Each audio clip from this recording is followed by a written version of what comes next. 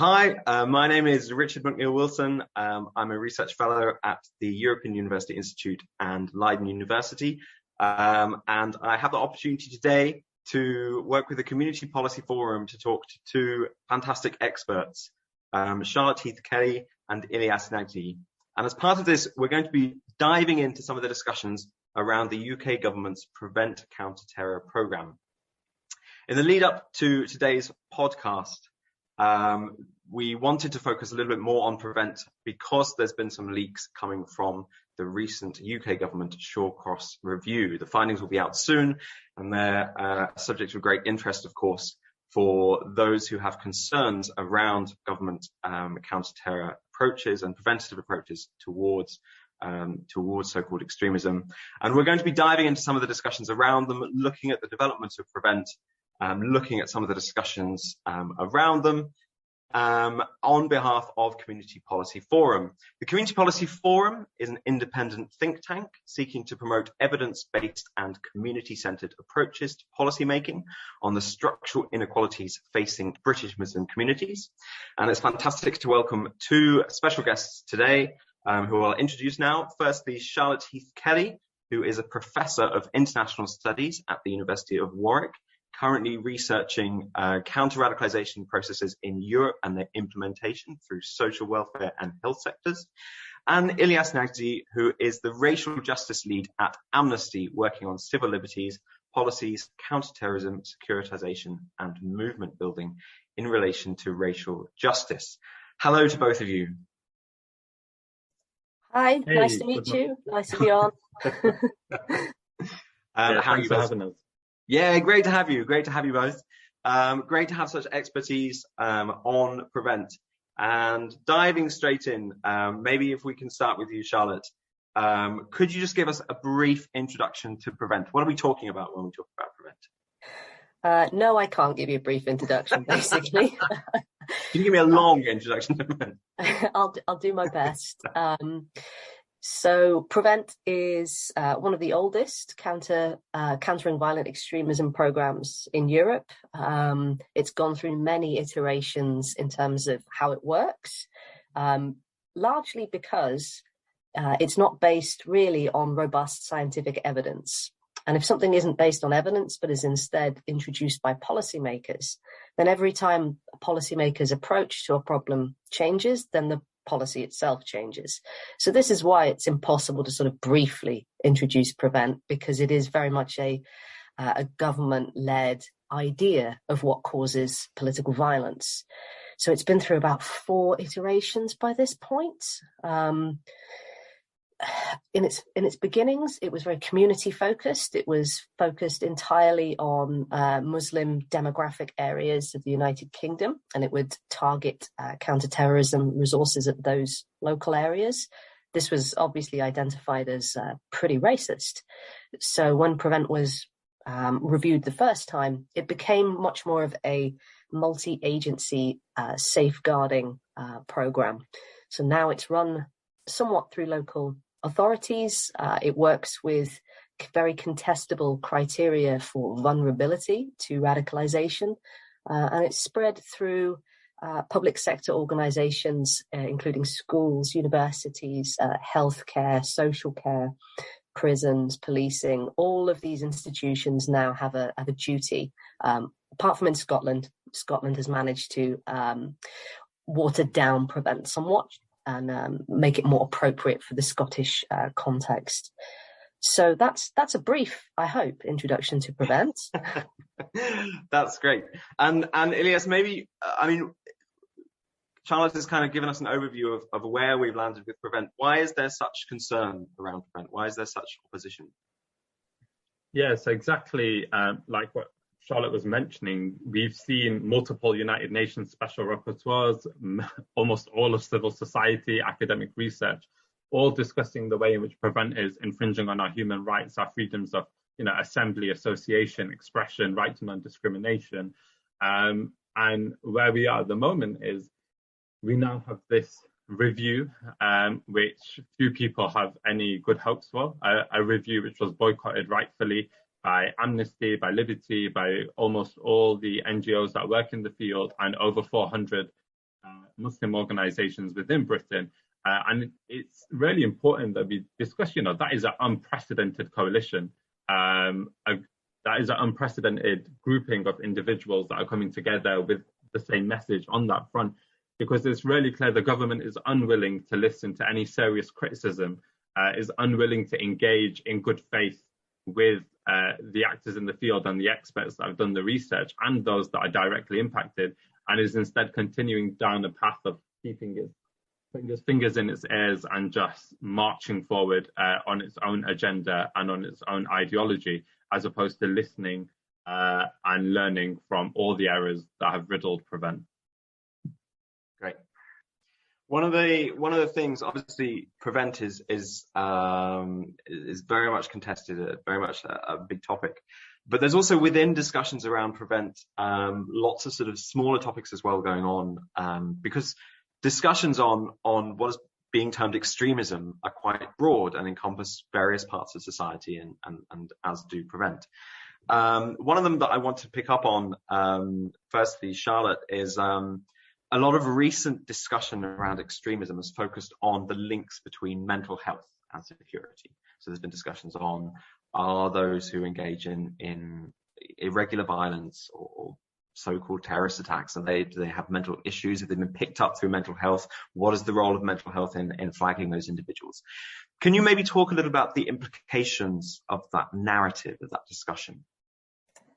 Of course. This is probably the most salient issue with Prevent and Prevent-related structures at the moment. There's many things to be worried about. The most concerning issue at the moment is something called vulnerability support hubs. Now, that's quite an Orwellian term. It's right to be suspicious of something called vulnerability support hubs. Basically, what they are is a program the UK government is using to embed psychologists and psychiatrists inside counter-terrorism policing in London, in Manchester, and in Birmingham. Now, what these psychologists and psychiatrists do is that they then work with counter-terrorism police to assess every Prevent referral that comes through the system. Now, it's presented as that this is a way to work out the implications of mental health for becoming terrorist or becoming violent. So the argument is that if you put these people in touch with mental health services, you'll reduce the risk of something happening that is dangerous for the public. So with MedAct, I worked with MedAct and Tariq Yunus over Middlesex University to obtain the actual internal records of how this supposed link between mental health and terrorism is working. And we found out that not only is the evidence very suspect, in that if you actually use self-starter cases of terrorism and analyze whether or not they had a mental illness, well, self-starter attacks involve suicide bombing or death by police very frequently. So you can't psychologically analyze a perpetrator. You have to rely on sort of journalistic accounts of if they had mental illness. So the evidence for any links between mental illness and terrorist violence are very contestable, and also extremely stigmatizing. And the Royal College of Psychiatrists is, put out position statements condemning this. But in practice, what these hubs do is that they don't help people who are referred to Prevent, because most of them are already in touch with mental health services and known to services. They're receiving help. What these hubs do is that they create a risk flag. And if you have, say, schizophrenia or psychosis, you're much more likely to be flagged as red. And the police take into account other factors such as if you've been seen driving on a motorway, that was one of the cases, or if a right-wing demonstration is coming to your area soon. And they take this evidence, they combine it with your medical information, and they create this very unscientific risk flag for you. We've looked at the racial implications of this, and Muslims experience this at a ratio of 23-1 being referred to the hubs. What happens if you're flagged red, you're immediately detained within the hour for under mental health law. So you are detained not because your mental health has perhaps got any worse, but because the police have noticed that you've driven on a motorway or you've made comments towards ethnic minorities. And so they combine these factors and detain you in mental health care. Or if you're flagged as orange, are put under surveillance so that your own therapist is asked to provide information about what you say in therapy appointments, so that the counterterrorism police can look into whether or not you've crossed a threshold and need further action from Prevent. This is all highly secretive, and MedAct almost had to go to court to get this information, but all of the data is published online so that people can go and check it for themselves about this supposed intersection between mental health, extremism and violence. And what we really see is the care sector being put to use as a national security tool in very worrying ways. So I'd advise everybody to go to MedAct's website and download the pre-crime racism pre-crime policing report, because all the data's in there. And Ilias, what kind of picking up on that, Charlotte's looked at some of the impact this has had on healthcare discussions around mental health. What broader impacts do you think this is having on society, on civil rights, on the way in which people engage with democracy, for instance, and the health of democracy in the UK? Yeah, so I mean, since the introduction of Prevent, the term chilling effect has almost gone line in line, right? We're talking about a chilling effect that's occurred across the entirety of society. Alongside that, I'd say, this is parallel with the moves to securitize the rest of society. We are seeing whether that's in spaces of education, whether that's in political and civic life, whether that's in, not just primary and secondary, but also in higher education, the use of Prevent as a way to chill political activism, to chill conversations, even research, to push academics away and to sort of as discussion points for seminars, events, and all of those things. So what we're seeing is this chilling effect, which is working not only alongside Prevent, but also increasing amounts of legislation, be that the policing bill, be that the elections bill, judicial review bill. So all of these ways in which civic and political life is being tightened across all of Britain. So the ability of any person, to participate in political activism, if they are a primary school student and they're talking about that in primary school, is the way in which not only are curriculums being frozen and like iron walls being created around curricular conversations around the national curriculum, but also the way in which we know children have been reported to Prevent for discussions about things that they've learned within schools as well. Then we see that in higher education with the way in which fossil-free activists or environmental activists talking about divestment are being targeted. And then we see that in the way in which freedom of assembly is being infringed when individuals are trying to organize events, even in community centers across the country. Exactly what Charlotte was talking about, the way in which the securitization of the care system has happened alongside the securitization of other public services. And we're seeing this, and this is after a decade of onslaught of austerity and the tightening of welfare. Parallel to that, we're seeing the absolute securitization of our welfare system and all other spheres of public life. So, Orwellian almost is the right phrase to use, that we're increasingly living in this world where it's like the eyes of the state aren't just those state agents, but it's also individuals who are tasked and responsible for our care, our pastoral care, our mental health care, our welfare in schools, and in all other manner of public life being brought into the security apparatus of the state. And just staying with you, Ilias, and picking up a little bit more on this, I think some of the supporters of Prevent will say, okay, we make lots of mistakes. Of course, Prevent has been a process that's been developing. We've been trying to respond to this. But look, we're also trying to respond to the far right. There's discussions of Islamophobia about Prevent, but we're trying to respond to the far right as well. Surely that's a good thing. Surely we can all agree that the far right is a bad thing, and Prevent is saying we're going to respond to the far right. What are your thoughts on this? Is this true? And maybe what's the relationship between the far right and Prevent, but also the UK government and society more broadly? Yeah, I mean, I'd say a few things, right? Firstly, a program that can't evidence its own success is not a program that can ever be justifiably like reviewed, right? A program that exists in the pre-crime space within the, the subjective tendencies or biases that people hold, and within the paranoia of like the people that run the program, cannot possibly evidence its own success, and that's what we have with Prevent, right?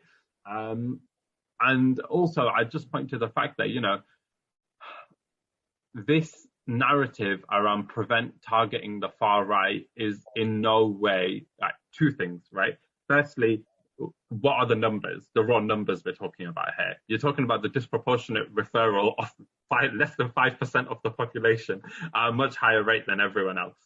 And so when we're talking about the far right, we never ever, it's always like, X% of Prevent referrals come from the far right, notwithstanding that, like that accounts to about 90 plus percent of the population. And those referrals are sort of the pool within which those referrals are drawing from. And it's 5% accounting for almost the equivalent amount of referrals. That bit of disparity present there, which was never discussed. But secondly, and this is like what is often missing from these conversations, like a broken program, a program that cannot evidence its own success, just because people are discussing, are talking about it being used as a possible protection to you, is still not a program that should be endorsed. A broken program is a broken program. It's broken for all who go through it. And that's something that we should all keep true and at the center of our conversations on this, right? And so I'd point to those two things specifically in relation to whenever the conversation about the far right comes up. But also, like, we are under absolutely no pretenses here. The lines that the government is taking on Prevent, the lines through which the endorsers of Prevent are coming out and are attacking those who criticize Prevent, this government is increasingly moving in a far right. It is moving in a rightwards direction. It is pushing legislation that it criticizes other states for doing. It is clamping down on its critics in ways which, like, cannot possibly, like, it can't be overstated the way in which this government is clamping down on its critics. You just had the former Prime Minister lambast organizations for relaying the concerns of their community. And he provided a forward for that report and continued in the outward criticism and explicit criticism of predominantly Muslim groups, but also increasingly groups that aren't Muslim-led, but are just discussing the fact that these programs like Prevent are disproportionately impacting Muslim organizations.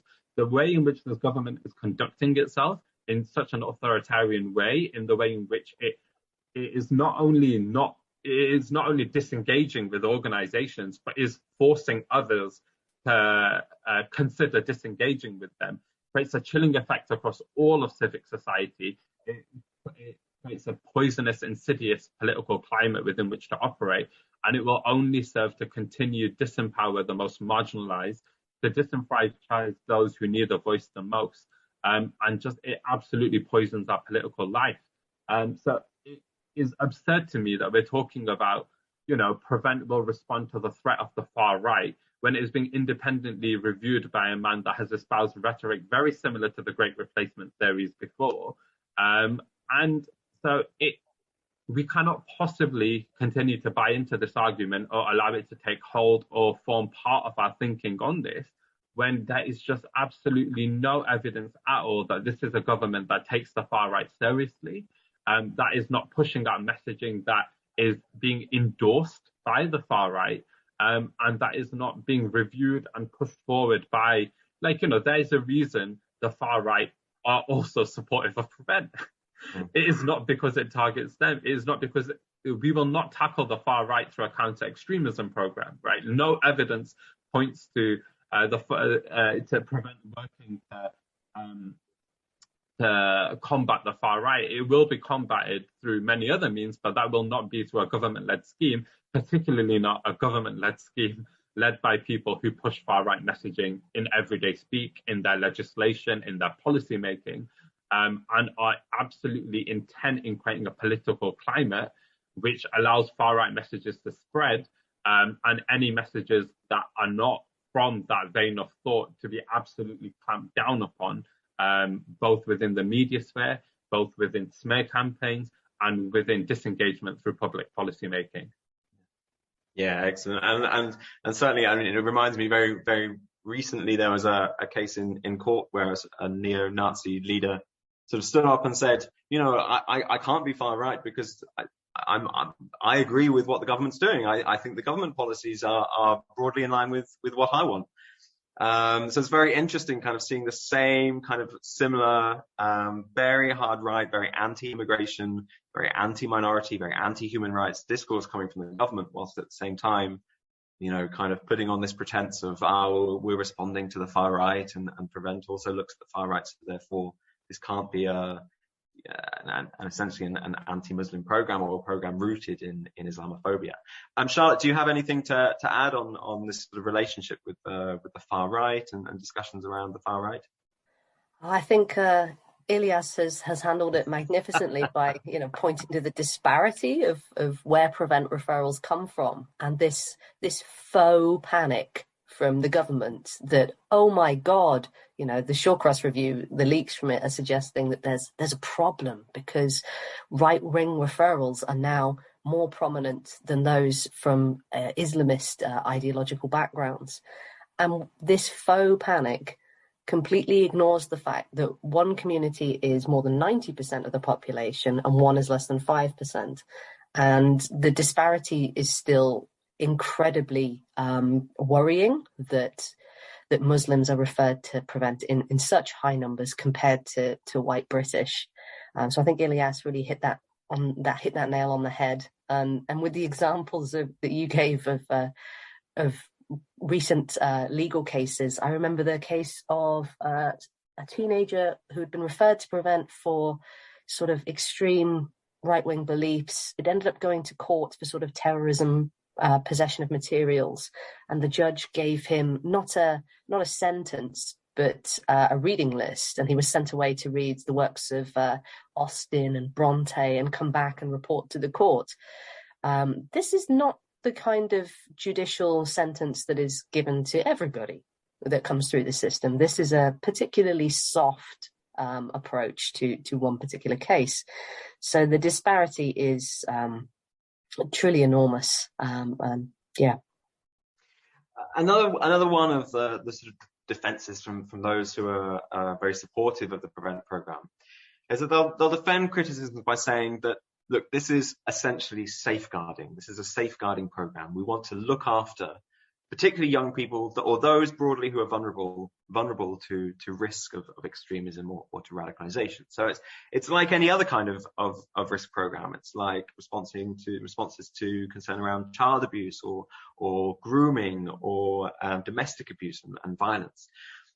Is this an accurate assessment? Is this credible? And what are maybe the differences between risk and safeguarding as they're perceived in Prevent and as they're perceived in other parts of society that are mentioned? It's not safeguarding. And we need to be very, very clear that Prevent, while it borrows a lot of language and a lot of multi-agency procedures from safeguarding, it contravenes the fundamental principles of safeguarding. So, safeguarding, for a referral to take place for someone who is vulnerable to abuse, for a safeguarding referral to take place, it is enshrined in both the law for children and the law for adults that consent has to be obtained. So for your information to be passed through the safeguarding team to people who might help you, you must consent. Now, in all of the government documentation, it is apparently, it's extremely apparent that consent has been removed from the process. You do not need to consent for yourself to be referred to Prevent. It is not a safeguarding referral in that way. There is an exception to the Data Protection Act. It's Section 29 crime prevention exemption, if I remember correctly, that means that if they think they are preventing a crime, they don't need you to consent for your information being shared with any other agency that is involved. So it's done completely secretly. It is a public protection measure, and that really does exclude it from being a safeguarding measure. Secondly, in health in particular, to intervene on a person, This is a very unliberal but necessary step with safeguarding, that you sometimes have to invade someone's privacy if they are, say, an elder being abused, or if they're a youngster being sexually abused. There are obviously ways the state can intervene without that person sort of consenting, because it's necessary. They're being abused. They have either a disability or an addiction or a mental illness that means that they can't protect their interests right now. Now, it's built into the law that if you can't protect yourself because you have either a disability or an addiction or a mental illness, then this goes through a test in the local authority, and only if that test is passed can they intervene to protect you from an abusive situation. So these are extreme situations that safeguarding applies to. There's situations of human trafficking, of, child sex abuse rings. These are extreme situations when a person's liberty can be contravened by the state. That is run roughshod in Prevent. For Prevent, as a safeguarding attempt, you don't need to be facing any kind of abuse, not financial abuse, not violent abuse, not sexual abuse. You don't need to be facing any kind of abuse. They just need to think that you look vulnerable or risky to some kind of undefined ideological persuasion. So they're running roughshod on the concept of abuse and the concept of consent. Neither of those things are present in Prevent, and it does not qualify as safeguarding for that very reason. Ilias, what do you think about this language of risk, of vulnerability? How is this understood in kind of a discussion on rights and equality in the UK? Yeah, so I think that the first thing for us to remember is only the latest language, right, of a failed program. In 2006, it was community cohesion, in 2011, integration, and then it's only been sort of post-2015 that it's become about safeguarding risk and that language. And this because it fails at every measure. And once it fails at one and the case for that is made, they must immediately redesign and rebrand it and bring it forward to the latest measure. So in terms of where this is in a human rights framework, where we are is governments and states have a responsibility to their citizens to protect them. What we have with the Prevent program is a program that isn't designed to protect. This is a program that in operation targets the victim rather than the perpetrator. If an individual is groomed online through when Prevent comes in, they would not be going after the person that has done the grooming. They would be going after the person that has been groomed. They would be going after the individual that has been receiving information as opposed to the person giving information. So this isn't a program about safeguarding in any which way, because if it was, it would not target the victims of these scenarios. And within the human rights framework, the reality is we have seen, and it has been shown by multiple United Nations special rapporteurs, as well as multiple reports from across civil society, that the way in which Prevent operates is a threat to our human rights, to the basic human rights that every individual in this country is at liberty to exercise and should have the freedom to enjoy. And in its operation, as it does that, it cannot continue in this way. And there is a growing call for it to end, not only in its operation in its way, but in its operation altogether. Post-summer 2020, there's been a reckoning with the way in which the criminal justice system operates and within which state systems operate, given that they are built on a history and a legacy which depends on them continuing and operating through a program of racial violence.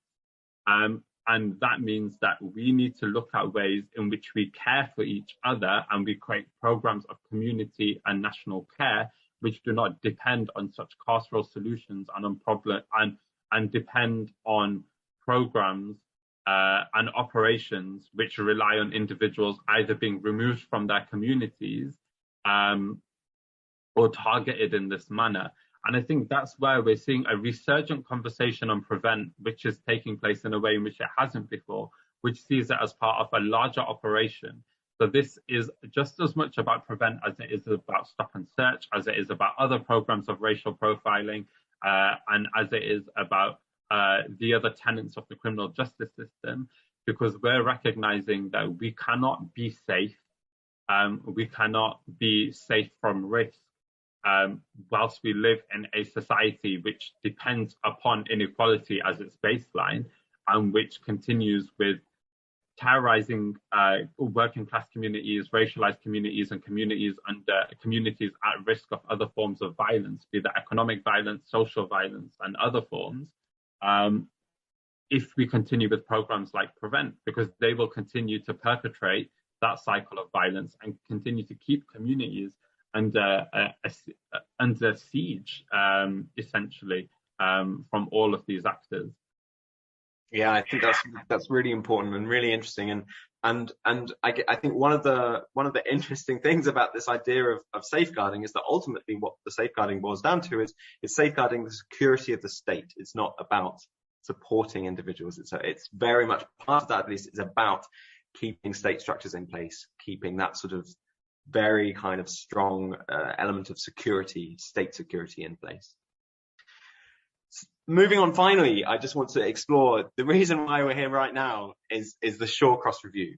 Now, as was briefly said at the beginning, 2019, we had the Counterterrorism and Border Security Bill put through, and as part of an amendment to that, that a Prevent review was required from the government, put in place. And I think it's fair to say, I mean, certainly from where I stand, it's fair to say that it was quite warmly received as an opportunity for at least having a discussion on some of the problems of Prevent, and finally kind of being able to have that engagement. It's not turned out that way in any measure. Has it turned out that way? How did this go so wrong? Where did this go wrong? At what point did this go wrong? And why are we in this current situation? I don't know, maybe Ilyas, if you want to kind of just open on this. Yeah, I mean, look, when that piece of legislation was going through and everyone was calling for an independent review of Prevent, I was at NUS at the time, we were calling for the same. When the review was announced, we warmly welcomed it as well, as an opportunity to give criticism. And also, like we said at the time, like within the terms of reference, it has to include getting rid of Prevent as an option. But it is absolutely fair to say that the vast majority of organizations warmly welcomed it. Those that were in the minority that were just like, we all realized it was a sham, were absolutely proven correct in the end. And I think there's two reasons why we warmly welcomed it, right? First is that we are in a political climate, and I think we've shifted a bit from then, and I'll talk about this. So I think we were in a bit of a political climate at the time, of the climate of amendments and the climate of like small victories, or what's the right word? Like almost like bureaucratic victories. And that was down to, I think, primarily a lack of political imagination. And I think that's because everyone was just desperate for some sort of piecemeal victory in this area. And that's the truth of it. And so at the stage, it was just like, we will take what we can get, and we all pushed on the review. Everyone pushed hard. And, you know, there was a large period of time where no one thought they were even going to give the review, right? And it's only when it came last second, and that was almost like a fight in itself, which is why it was warmly welcomed.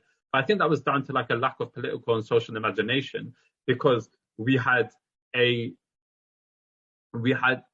although there were organizations working on Prevent immensely critical, the reality being there was not a mass-based movement against Prevent. And we had also, in the previous decade, not seen mass movements win.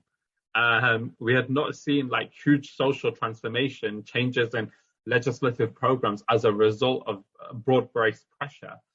And so it was almost as if the only way we were looking at progress was through insider advocacy at Westminster at the time. And I think we are in a different place now. We have seen some of the largest climate demonstrations in British history, the largest anti-racist demonstrations in British history, the largest international justice demonstrations in British history, with the Palestine demonstrations last year. And I think we are in a different place in that, as the conversation has shifted to reckoning with the criminal justice system as the whole, people are no longer content with just tinkering with the broken elements. So I think, if there was the promise of an independent review now as a possibility, I think many people would take a much more critical approach than we were perhaps taking within that broken political climate when the review was first announced, right? So that, I think, is the first thing. And secondly, we know all the problems that went wrong with the review in the aftermath, but with the procedural elements, so very restrictive terms of reference, the first appointee being, a supporter of Prevent, the second, now current appointee being, you can just Google his name, but being an even more sort of, let's say, colourful character with a more colourful past than perhaps even the first appointee. So, we are now in a process of controversial appointees, of a broken political system, of a government that's unwilling to listen to criticism and is just purely functioning on ideological assumptions and whatever works for its own political currency. And also, this is a government in crisis, and that's what's often missing from these discussions. This is a government that is doing whatever it thinks the voters want to hear, and as a result shifts its mind relatively easily. But I'm going to stop there and just hand over to Charlotte, because I think I'm moving over from some of the topic at hand. I was enjoying that, Ilyas. It was a broad spectrum sort of analysis of all that is wrong with the country and its governance right now. I think it just remains to be said that some of the leaks that are coming out of the Shawcross review suggest a very politicized, very damaging for human rights direction of travel. So I think Ilyas is right to say maybe we as civil society lacked imagination to really conceive of how much worse Prevent could possibly get. But the leaks are suggesting that there's going to be a removal of focus on right-wing extremism. And that was, hardly the majority focus of Prevent in the first place.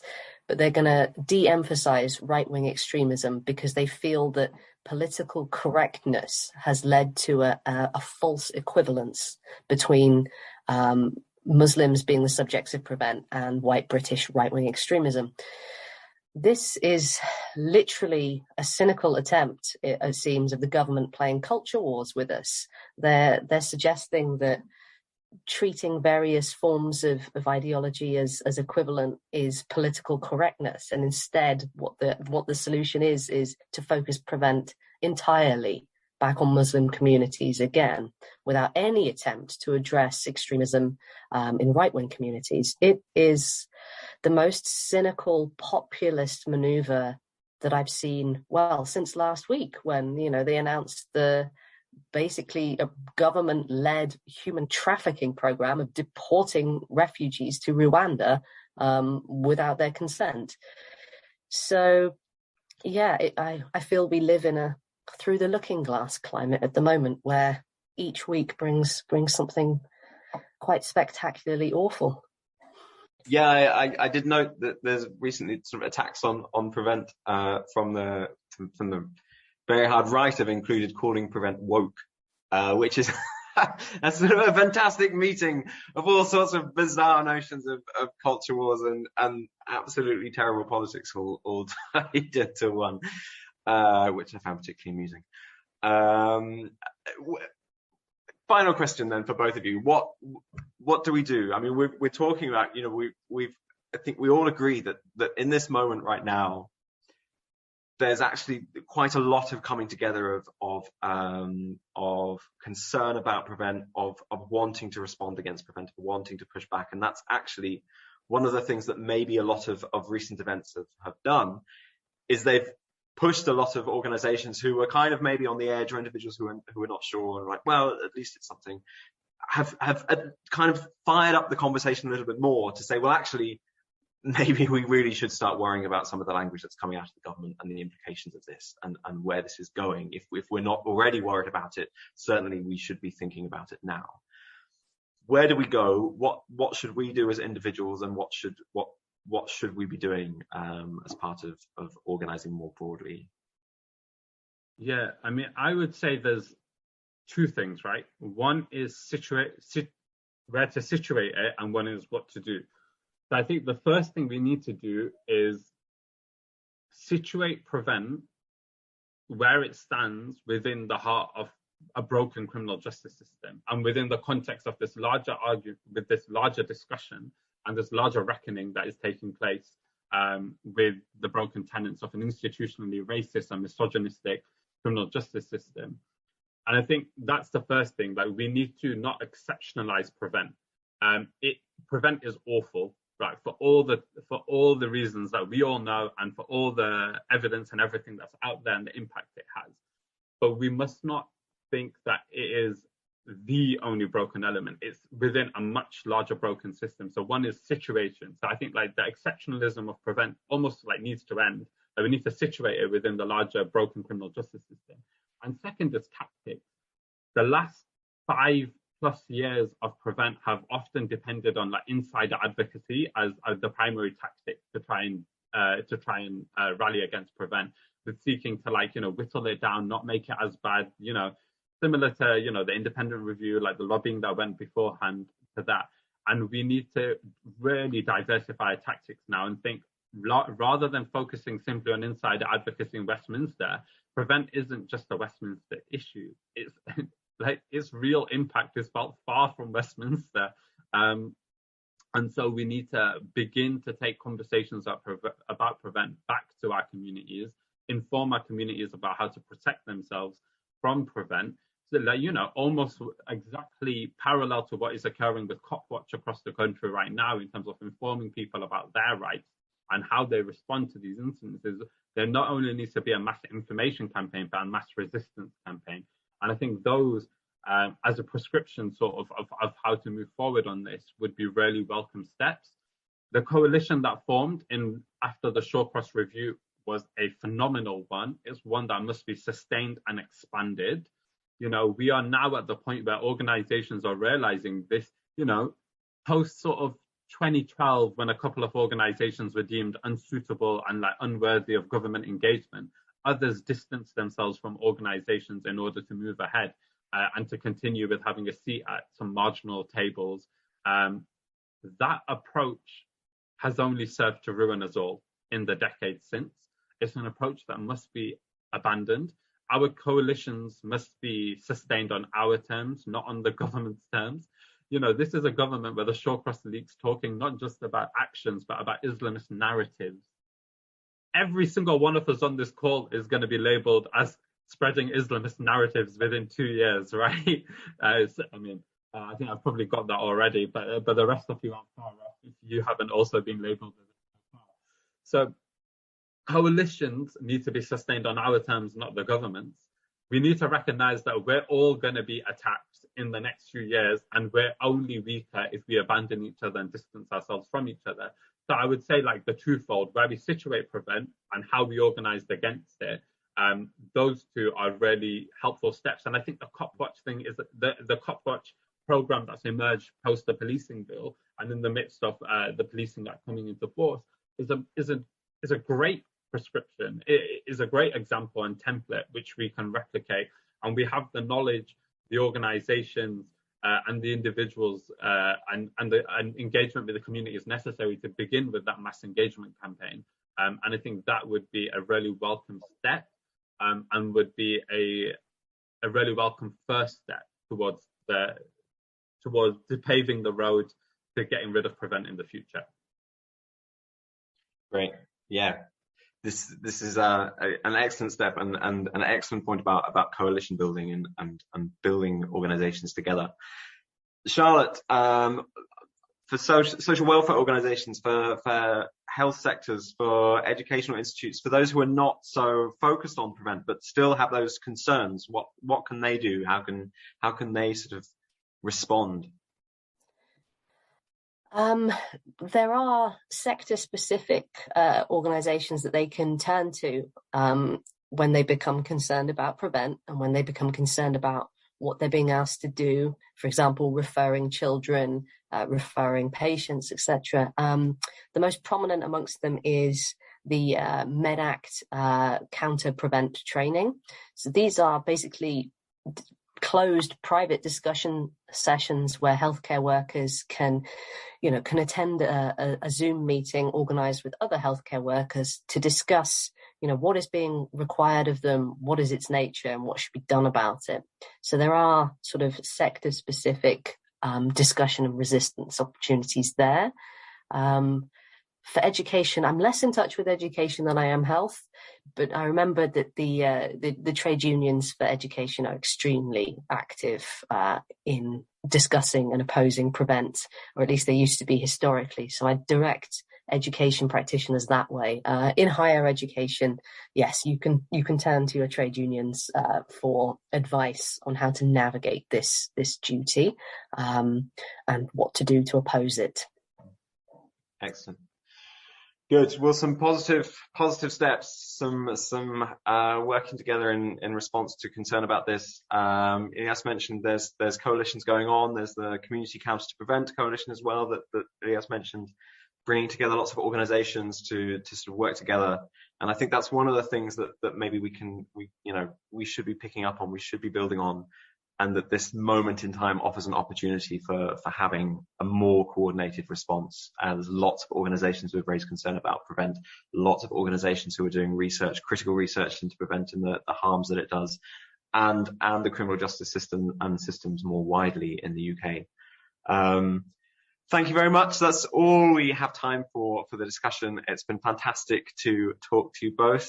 Thank you, Charlotte Heath-Kelly. Thank you, Ilyas Naughty. And thank you for the Community Policy Forum for providing this opportunity for discussion. I'm Richard McNeil-Wilson, and we look forward to joining you again sometime soon. Thank you.